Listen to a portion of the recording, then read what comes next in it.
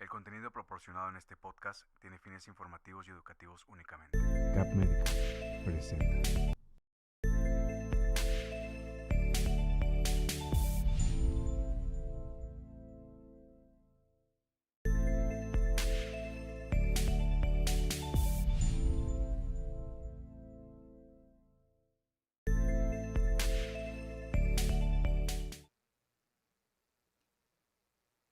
Hola, buenas tardes, ¿cómo están? Los saludamos nuevamente desde las redes de UNO y bueno, quiero darle la bienvenida al doctor Alcides en este lunes, como cada lunes a la 1 de la tarde tenemos una nueva consulta virtual y pues quiero que el doctor nos comente de qué se va a tratar el día de hoy, pero primero, ¿qué tal le fue el fin de semana, doctor? Hola, buenas tardes. Muy bien, muchas gracias. Muy contento nuevamente de estar aquí con todos ustedes. Y pues el día de hoy vamos a hablar sobre un tema que pues es relativamente nuevo. Vamos a hablar sobre las complicaciones neurológicas de COVID-19. Ok, perfecto, pero ¿qué tal le fue el fin? Muy bien, muy agradable, soportando el calor también, pero bastante bien, muy movido. Ok, perfecto. Bueno, pues no creo que haya más calor en Saltillo que aquí en Monterrey. La verdad es que sí estuvo rico el fin de semana, pero ya yéndonos de lleno al tema, las complicaciones neurológicas por COVID-19.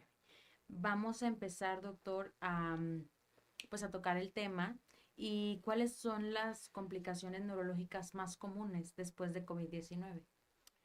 Sí, bueno, las complicaciones neurológicas que nos empezamos, o los médicos nos empezamos a dar cuenta con respecto a la enfermedad de COVID-19, ocurrieron mucho después de cuando empezaron a llegar los casos. La verdad es que no teníamos mucho conocimiento de lo que implicaba.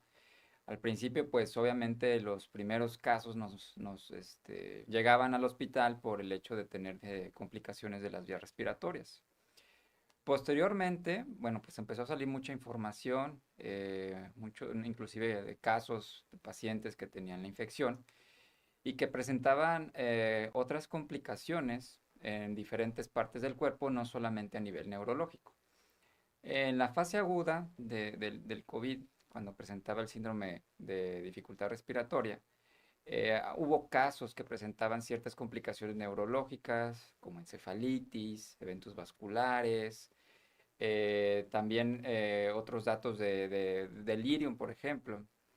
Y posteriormente nos fuimos dando cuenta que por los mecanismos en los cuales la fisiopatología de la infección provocaba muchas complicaciones en diferentes partes del cuerpo. Uno de ellos, el sistema neurológico.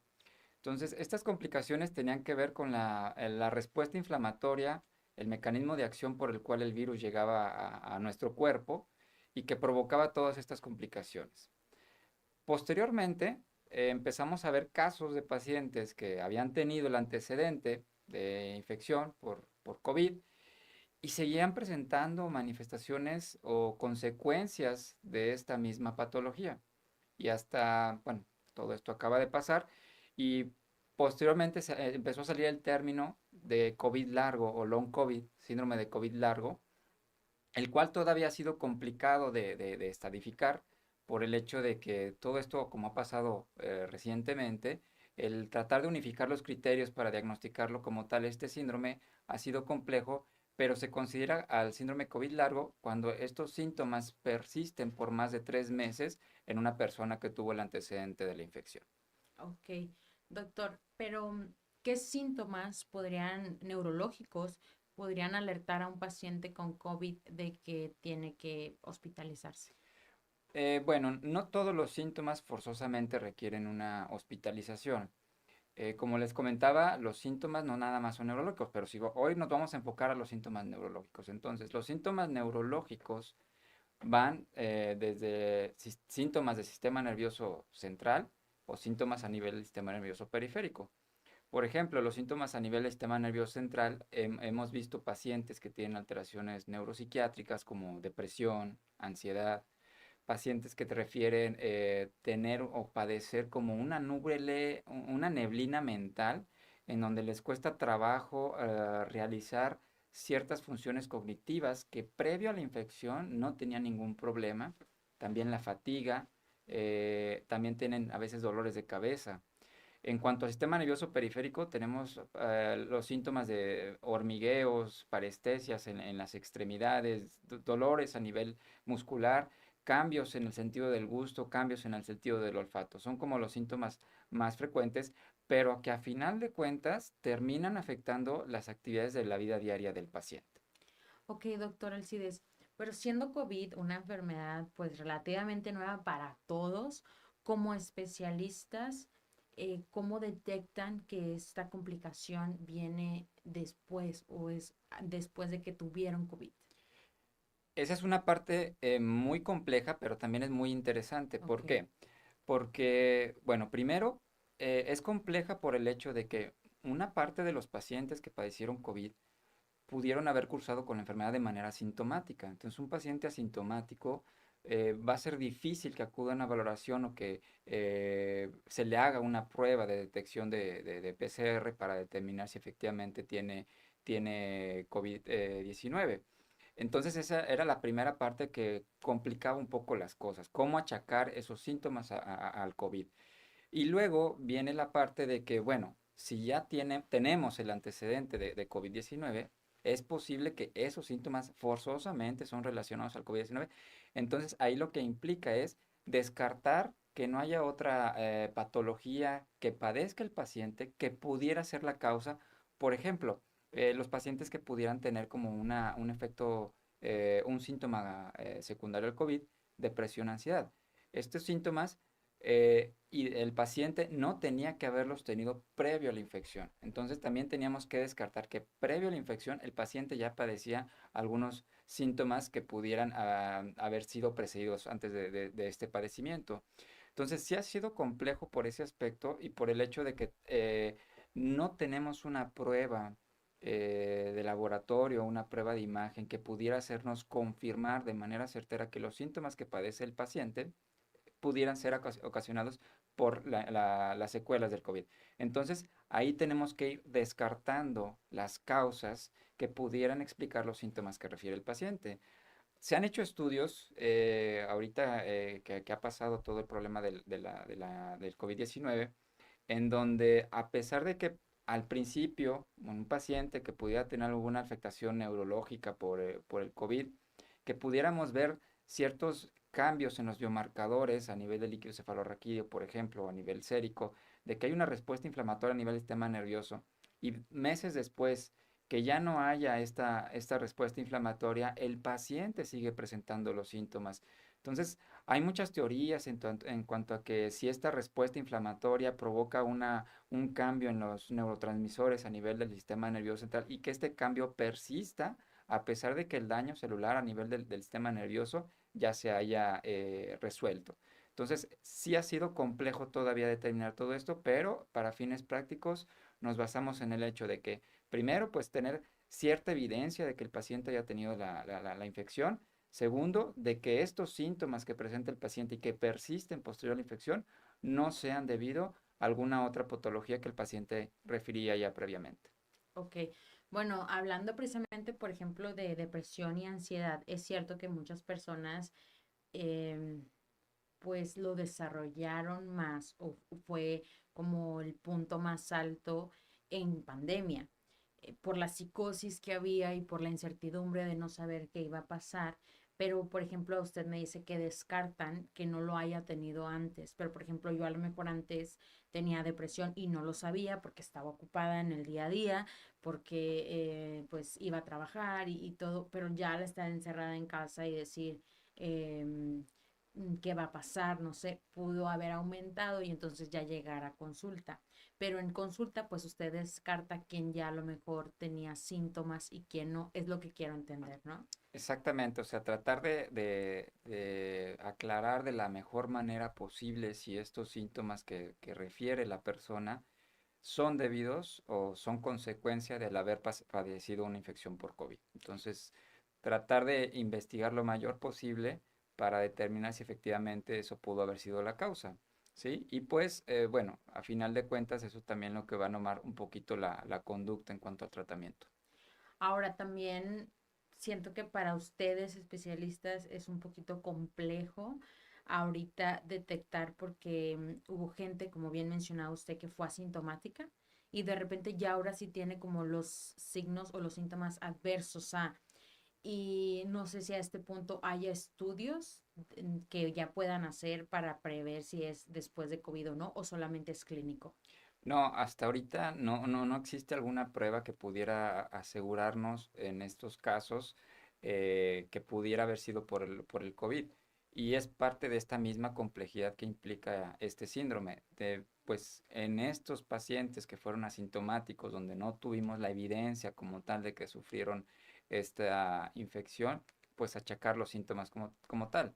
Entonces ahí lo que se tiene que hacer pues es descartar o más o menos encontrar una temporalidad de los síntomas que refiere el paciente para determinar cuál es la causa por el cual pudieron haber aparecido. Por ejemplo, también, como les comento, las complicaciones de COVID-19 no nada más son a nivel neurológico, pueden ser a nivel gastrointestinal, cardiovascular, etcétera. Entonces, Claro. una persona puede referir fatiga.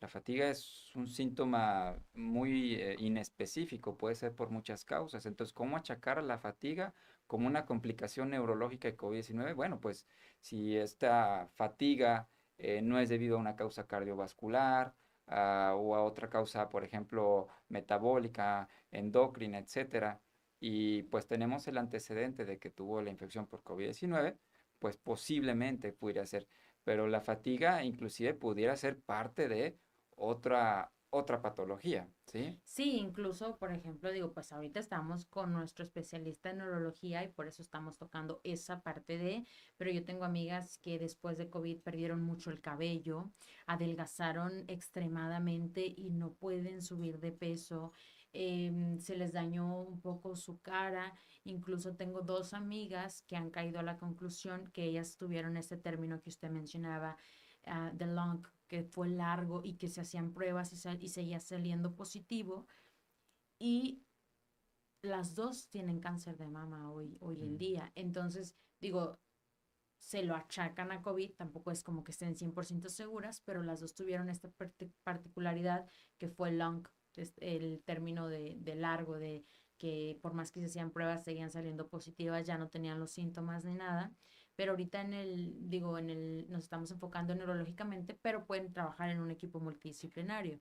Y ese es ahí donde nosotros también queremos dar nuestro mensaje. Estos síntomas no son propios o particulares de un solo especialista, requiere un manejo multidisciplinario. Requerimos el apoyo de psicólogos, a veces de psiquiatras, también de neurorehabilitadores o rehabilitadores, sí, que nos apoyen para el manejo de estos pacientes, porque bueno, una pregunta que me hacen frecuentemente, digo, llegan por un síntoma, uno da un diagnóstico. Y muchas veces la gente espera que para ese diagnóstico haya un tratamiento farmacológico en específico que ayude a aliviar ese síntoma. Y a veces es complicado para uno porque si hablamos de COVID, no hay ningún tratamiento en específico que nos ayude para el tratamiento de los síntomas o consecuencias de los mismos. Y aquí lo importante es dar el mensaje de que este es un manejo multidisciplinario. A veces tenemos el apoyo farmacológico para resolver parte de los síntomas o secuelas del COVID, pero indudablemente vamos a requerir el apoyo de neurorehabilitadores, neuropsicólogos o psicólogos y rehabilitadores que nos apoyen también para el manejo de estos síntomas que refiere el paciente y posiblemente con el uso de terapia farmacológica y terapia no farmacológica podemos obtener un mejor resultado que solamente dando un solo medicamento. Ok, justo por lo que nos platica, una de las siguientes preguntas es, ¿cuál es el pronóstico para las personas que desarrollaron pues una consecuencia neurológica a partir de COVID? ¿Cómo se ve ahorita?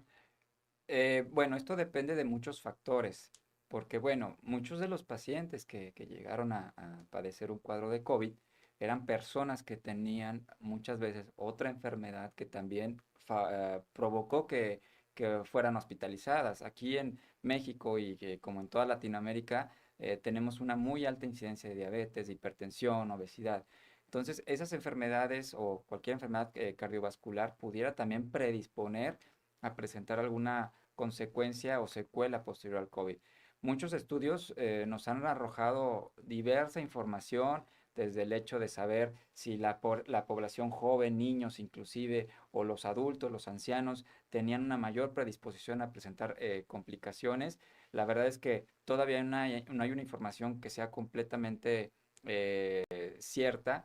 En algunos estudios se demostró que tanto los niños presentaban más complicaciones que en los pacientes adultos y otros al contrario. Igual con el sexo. Unos decían que eran más frecuentes en hombres, otros más frecuentes en mujeres, pero no hay nada completamente determinante. Entonces, esto va a depender de cada factor que pudiera tener uno, inclusive desde el hecho de si tuvo una enfermedad por COVID severa o no, pero las complicaciones neurológicas pues son variables, ¿sí? En algunos casos las complicaciones neurológicas fueron más a nivel de cambios en el sentido del gusto, del olfato, fatiga, confusión, esta niebla mental que muchas veces refieren, o la cefalea. Entonces es variable y hasta el día de hoy no podemos dar algo concluyente en cuanto a qué poblaciones pudieran tener mayor factor de riesgo. Pero hay una tendencia a que las personas que tenían otras comorbilidades tenían una mayor probabilidad de presentar este tipo de complicaciones. La recuperación puede existir siempre y cuando se dé un tratamiento multidisciplinario en el momento correcto. Ok, perfecto. Otra de las preguntas justo va muy ligada a esto y dice que si se ha observado alguna secuela a largo plazo en pacientes que han tenido complicaciones neurológicas. Eh, Aquí va mucho de la mano con el tiempo, porque como tal, el término de long COVID se empieza a dar a los pacientes que habían tenido la infección y que presentan síntomas 3 meses después de la misma, pero en algunos casos hasta los síntomas se pueden llegar a presentar 6 meses después o persistir 6 meses después de la infección. Entonces, el pronóstico es variable y en gran medida va a depender del síntoma por el cual o la secuela que haya presentado el paciente como tal posterior a la infección.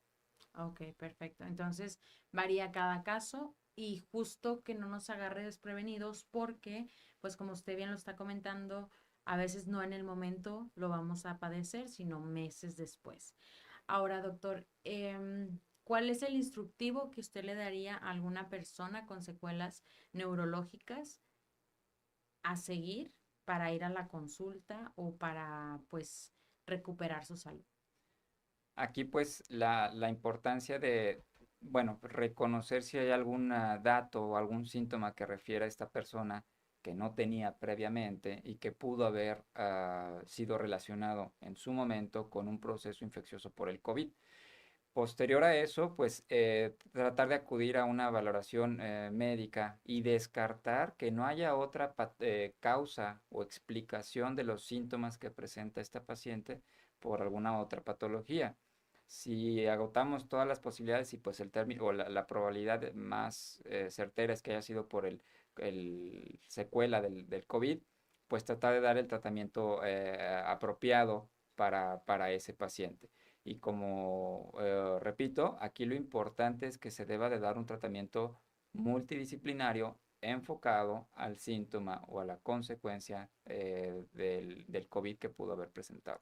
Y justo yo creo que también sería pues siempre acudir con el especialista porque no es que le vayamos a achacar todos los males a COVID, tal vez es algo que venimos teniendo este padecimiento. México pues desgraciadamente no tenemos como esta cultura y este hábito de ir a pues chequeos mensuales o anuales o estarnos revisando, estar como con la detección temprana. Y entonces, aunque hay complicaciones neurológicas después de COVID, también es importante recalcar que no todo puede venir de ahí. Entonces sí es importante que estén haciendo sus chequeos y demás, porque pues igual hay gente que a lo mejor fue asintomática y nunca le dio COVID, bueno, o le dio COVID y no sabe que le dio y dice, pues no, no sé a qué venga y ya lo desarrolló después, pero igual hay gente que le dio y todo le dice, no, es que desde COVID sentí este cambio, pero ya a lo mejor ya lo tenía y no estaba teniendo esta como atención a su salud. Sí es bien importante, Doc, que nos revisemos constantemente porque igual también siento que le ayuda al especialista a decir, bueno, déjame ver tus estudios antes de COVID y después, a lo mejor algo como una química sanguínea y de repente no los tenemos. Ujú. O sea, porque tiene años que no nos hacemos porque no nos habíamos sentido mal. Entonces, pues ya para finalizar este tema, Doc, ¿Algo más que quiera agregar de las complicaciones neurológicas después de COVID?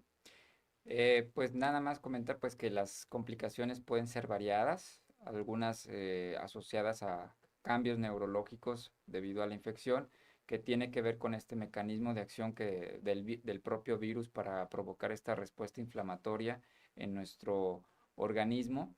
Y pues una valoración apropiada puede ayudarnos a descartar que no haya otra patología asociada que pudiera estar predisponiendo a estos síntomas, y pues acudir a una valoración médica para descartar todo eso sería lo más recomendable. Ok. Sea cual sea la complicación, aquí pues nuestro especialista es neurólogo y nos estamos enfocando en eso, pero igual si es algo de derma o algo de gastro, como bien mencionaba, incluso sé que hubo muchos como cardiopatías también, ¿verdad? Sí. Entonces, bueno, doctor Alcides, lo invito a que se despida de su audiencia por esta semana de la consulta virtual. Muchas gracias por su atención. Si tienen alguna duda o pregunta con respecto al tema de complicaciones neurológicas por COVID, estoy a sus órdenes en las redes sociales para tratar de responder sus dudas lo mejor posible.